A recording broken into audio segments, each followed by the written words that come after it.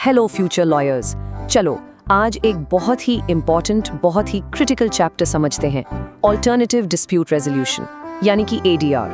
देखो, ये एक ऐसा टॉपिक है ना जो सिर्फ तुम्हारे एग्जाम्स के लिए नहीं बल्कि तुम्हारा जो पूरा लीगल करियर आगे बनने वाला है उसको शेप कर सकता है। Let's find out how. ये फेमस डायलॉग तारीख पे तारीख, ये तो सबने सुना ही होगा, है ना? But you know the sad reality is कि ये सिर्फ एक मूवी का डायलॉग नहीं है, ये हमारे इंडियन जुडिशियल सिस्टम की एक कड़वी सच्चाई है। The problem of endless delays. और ये नंबर देखो, इससे प्रॉब्लम का स्केल समझ में आता है। आज की डेट में इंडिया के अलग अलग कोर्ट्स में 4.5 करोड़ से भी ज्यादा केसेस पेंडिंग है। Can you just imagine that? It's a mountain of cases और सब लोग जस्टिस का वेट कर रहे हैं। तो सवाल ये उठता है कि आखिर हमारे कोर्ट्स इतने ओवरलोडेड हैं क्यों? What is the root cause behind this huge pendency? I'm sure ये डाउट हर लॉ स्टूडेंट के मन में कभी ना कभी जरूर आता है। So let's break it down. देखो, इसके पीछे कोई एक रीजन नहीं है, मल्टीपल फैक्टर्स हैं। सबसे पहला, हमारे पास जजेस और कोर्ट्स की ही कमी है। Just think about it, district level पर ऑलमोस्ट 40% जज सीट्स खाली हैं।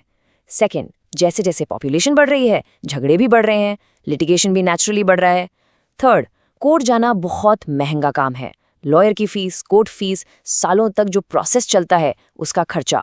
और आखिरी, हमारा जो लीगल प्रोसीजर है वो काफ़ी कॉम्प्लेक्स और लंबा है। तो ये सारे फैक्टर्स मिलकर सिस्टम को बहुत स्लो कर देते हैं। अब इस प्रॉब्लम की जड़ तक पहुंचने के लिए ना हमें पहले उस सिस्टम को समझना होगा जिससे हम फॉलो करते हैं। इंडिया का जो जुडिशियल सिस्टम है वो ब्रिटिश लेगेसी है और उसकी डिज़ाइन ही इन डिलेज का एक बहुत बड़ा कारण है। दुनिया में बेसिकली 2 तरह के जुडिशियल सिस्टम्स होते हैं। हम फॉलो करते हैं एडवर्सरियल सिस्टम। अब इसमें क्या होता है, यहाँ जज एक न्यूट्रल रेफरी की तरह होता है। असली जो गेम है वो दोनों तरफ के लॉयर्स के बीच में होता है। वो एविडेंस लाते हैं, आर्ग्यूमेंट्स करते हैं और केस जीतने की कोशिश करते हैं।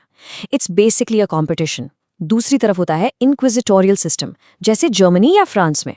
वहाँ जज एक इन्वेस्टिगेटर की तरह एक एक्टिव रोल प्ले करता है। उसका काम सिर्फ सुनना नहीं है बल्कि सच्चाई को एक्टिवली ढूंढना है। So the problem is absolutely clear. हमारा जो एडवर्सरियल सिस्टम है वो स्लो है, महंगा है और बहुत टेक्निकल हो जाता है। तो फिर इसका ऑल्टरनेटिव क्या है? यहीं से शुरू होती है ADR की कहानी। ADR का सिंपल सा मतलब है डिस्प्यूट्स को ट्रेडिशनल कोर्ट सिस्टम के बाहर रिजॉल्व करना। That's it.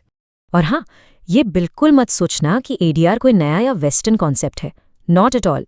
इसकी जो जड़ें हैं वो हमारे देश की हिस्ट्री में हैं, वैदिक एज तक जाती हैं। This is our very own tradition of justice.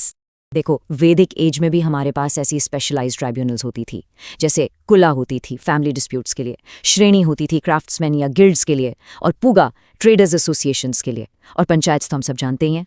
सो ये जो आइडिया है ना आउट ऑफ कोर्ट सेटलमेंट का, ये बहुत डीपली इंडियन है। ओके, अब आते हैं मॉडर्न लॉ पर। इस सेक्शन को स्टार मार्क कर लो, बहुत इंपॉर्टेंट है for your exams. Section 89 of the civil procedure code. ये सेक्शन कोर्ट को पावर देता है कि अगर उसे लगता है कि किसी केस में सेटलमेंट की थोड़ी सी भी गुंजाइश है तो वो उस केस को कोर्ट के बाहर ADR के थ्रू सॉल्व करने के लिए रेफर कर सकता है। This is the legal backbone of modern ADR in India. तो चलो अब ADR के जो 4 मेन टाइप्स हैं उनको एक एक करके समझते हैं। आर्बिट्रेशन, कॉन्सिलिएशन, मीडिएशन और लोक अदालत। Let's start with the first and you could say the most formal type of ADR, arbitration. इसे आप एक प्राइवेट कोर्ट की तरह समझ सकते हैं। प्रोसेस इसका काफी सिंपल है। पार्टीज जज की जगह एक न्यूट्रल एक्सपर्ट को चुनती हैं जिसे हम कहते हैं आर्बिट्रेटर। आर्बिट्रेटर दोनों साइड्स को सुनता है, एविडेंस देखता है और आखिर में एक फाइनल डिसीजन देता है। और हाँ, याद रखना, इस डिसीजन को जजमेंट नहीं, अवार्ड कहते हैं। ये अवार्ड लीगली बाइंडिंग होता है, बिल्कुल कोर्ट के फैसले की तरह ही। तो अब सोचो, कोई बड़ी कंपनी, कोई मल्टीनेशनल कॉर्पोरेशन कोर्ट जाने के बजाय आर्बिट्रेशन क्यों चूज करेगी? What is the single biggest advantage for them? The biggest reason is confidentiality. देखो, कोर्ट प्रोसीडिंग्स पब्लिक होती हैं, मीडिया आ सकती है, कोई भी जाकर देख सकता है। लेकिन आर्बिट्रेशन एक प्राइवेट प्रोसेस है जो बंद कमरे में होता है। एक एग्जाम्पल से समझो, 2 सॉफ्टवेयर कंपनीज हैं, उनमें अपने कोड को लेकर कोई डिस्प्यूट है। अगर वो कोर्ट जाते हैं तो उनके ट्रेड सीक्रेट्स, उनकी सीक्रेट इन्फॉर्मेशन पब्लिक हो सकती है। इसलिए बड़ी कंपनीज अपनी रेप्यूटेशन और बिजनेस सीक्रेट्स को प्रोटेक्ट करने के लिए हमेशा आर्बिट्रेशन ही प्रेफर करती हैं। एक बात और याद रखना, although the award is binding, ऐसा नहीं है कि ये एब्सोल्यूट है। इसे कोर्ट में चैलेंज किया जा सकता है, लेकिन सिर्फ कुछ लिमिटेड ग्राउंड्स पर, जैसे कि अगर ये प्रूव हो जाए कि आर्बिट्रेटर बायस्ड था या प्रोसेस में ही कोई फंडामेंटल प्रॉब्लम थी। जनरली कोर्ट फैक्ट्स को दोबारा री-एग्जामिन नहीं करता। चलो नेक्स्ट मेथड पर चलते हैं, कॉन्सिलिएशन। यहाँ पर जो थर्ड पार्टी है उसका रोल आर्बिट्रेटर से काफ़ी अलग हो जाता है। देखो, कंसिलिएटर एक एक्सपर्ट एडवाइजर की तरह काम करता है। वो आर्बिट्रेटर की तरह डिसीजन देता नहीं, बल्कि दोनों पार्टीज को सुनकर एक पॉसिबल सोल्यूशन एक्टिवली सजेस्ट करता है। लेकिन ये प्रपोजल तब तक बाइंडिंग नहीं होता जब तक दोनों पार्टीज उस पर अग्री करके साइन ना कर दें। यहाँ पर पावर पार्टीज के हाथ में रहती है। हमारा जो तीसरा मेथड है वो है मीडिएशन। ये और भी फ्लेक्सिबल है, और यहाँ जो थर्ड पार्टी का रोल है वो फिर से बदल जाता है। मीडिएटर का रोल सबसे अलग है। वो ना तो कोई डिसीजन देता है, ना ही कोई एडवाइस। वो सिर्फ एक फैसिलिटेटर होता है। उसका काम है एक ऐसा एनवायरनमेंट क्रिएट करना जहां दोनों पार्टीज आपस में आराम से बात करके अपना खुद का सोल्यूशन निकाल सकें। The power to decide rest entirely with the parties. इसीलिए ये method for example family disputes या बिजनेस पार्टनरशिप्स जैसे मामलों में बेस्ट माना जाता है, जहां रिलेशनशिप को बचाना इंपॉर्टेंट होता है। And now, for our final method, a unique Indian concept, Lok Adalat, यानी कि the People's Court. लोक अदालत्स जो हैं वो बेसिकली मास सेटलमेंट कैंप्स हैं।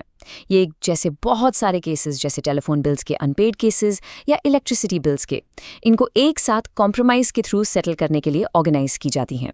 इनका डिसीजन फाइनल होता है एक सिविल कोर्ट के ऑर्डर की तरह, और इसके खिलाफ कोई अपील नहीं हो सकती। This is a brilliant way to clear huge backlogs of cases. Okay, चलो एक क्विक रिवीजन करते हैं पूरे चैप्टर का। प्रॉब्लम क्या है? हमारे कोर्ट्स ओवरलोडेड है thanks to the adversarial system. Solution क्या है? ADR, जो इंडियन ट्रेडिशन में रूटेड है और सेक्शन 89 CPC से बैक्ड है। इसके 4 टाइप्स हैं। आर्बिट्रेशन, एक प्राइवेट कोर्ट जिसका अवार्ड बाइंडिंग होता है। कॉन्सिलिएशन, जहां एक्सपर्ट एक सोल्यूशन सजेस्ट करता है। मीडिएशन, जहां फैसिलिटेटर आपकी हेल्प करता है खुद सोल्यूशन ढूंढने में।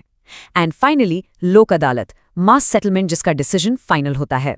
And to end this, I want to leave you with a thought. As a future lawyer, as a future legal professional, क्या आपका रोल सिर्फ केस जीतना है या लोगों की प्रॉब्लम्स को सॉल्व करना है? सोचिएगा कि ADR में मास्टरी हासिल करके आप एक ज़्यादा इफेक्टिव, एक ज़्यादा वैल्यूएबल लॉयर कैसे बन सकते हैं। Thank you for joining me.